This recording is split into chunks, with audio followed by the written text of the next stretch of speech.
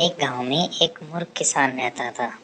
اس کے پاس ایک کھیت تھا جسے جوت کر وہ اپنے گھر کا گزارا چلاتا تھا۔ اس کے 2 بیٹے اور 1 بیٹی تھی۔ وہ بہت ہی آلسی تھا۔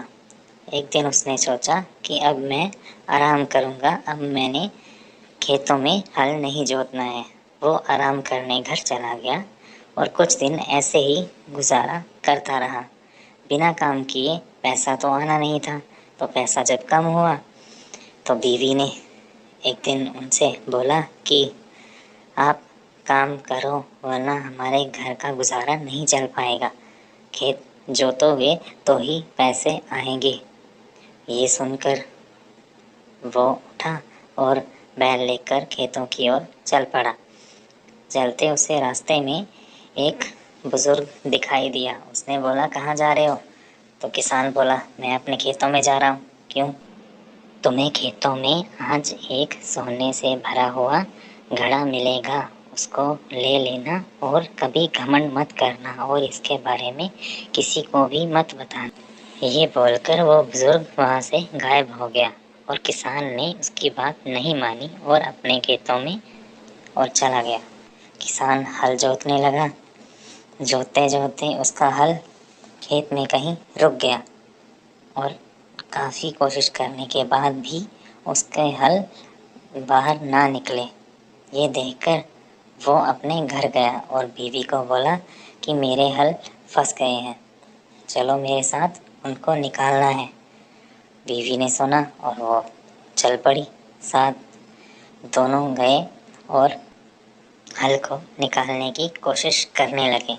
کافی دیر بعد ہل باہر نکل گیا اور ساتھ میں ایک سونے کا ڈھکن۔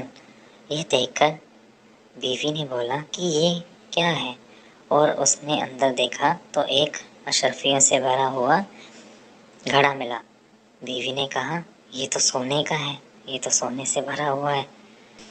وہ اس کو لے کر گھر آ گئے۔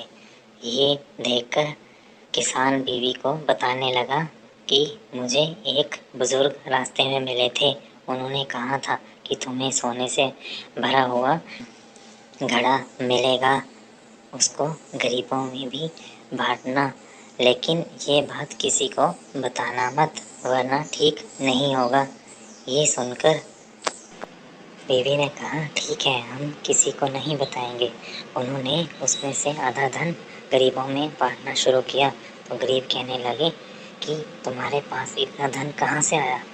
اور کسان تو تھا مورخ کا مورخ، تو لگ پڑا لوگوں کو بتانے کہ مجھے کھیتوں سے ملا ہے گھڑا۔ اور یہ سن کر ذمہ داروں کو اس پر بہت غصہ آیا اور کسان بہت ہی گھمنڈ میں آ گیا کہ اب ذمہ دار اس سے ملنے آتے ہیں، وہ چھوٹے لوگوں سے بات کیوں کریں؟ کسی سے بھی بات کرنا اب اس کو پسند نہیں تھا، کیونکہ اس میں گھمنڈ آ گیا تھا کہ میرے پاس بہت دھن آ گیا ہے۔ اور ادھر ذمہ داروں نے بھی اپنے کھیتوں میں لگی فصل کو اکھاڑ دیا اور سبھی کھیتوں کو جوت دیا، لیکن ان کو کچھ نہیں ملا۔ یہ دیکھ کر وہ بہت غصے میں آئے کہ کسان نے ہمیں جھوٹ بتایا ہے، اور یہ دیکھتے ہوئے انہوں نے کسان کے ملے ہوئے دھن کے ساتھ اس کی جمع پونجی بھی ضبط کر لی اور اس کو بہت مار پڑی۔ ایسی اور کہانی کے لیے سبسکرائب کر دو پلیز۔